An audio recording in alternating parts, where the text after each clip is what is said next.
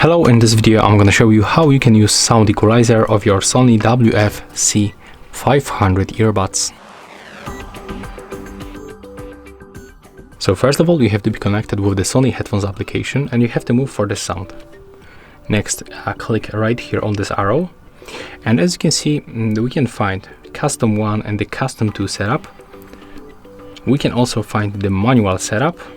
That's basically very similar option to the custom, and here we can find some presets, the default presets. That's like 8 or 10 even presets, and we can also basically turn them off. So if you want to create your own preset, just go for the custom 2, click on the settings icon, and as you can see right here, with these sliders we can adjust the sound parameters to our own preferences, and right here we can set up the clear bass option, so we can decrease or increase bass.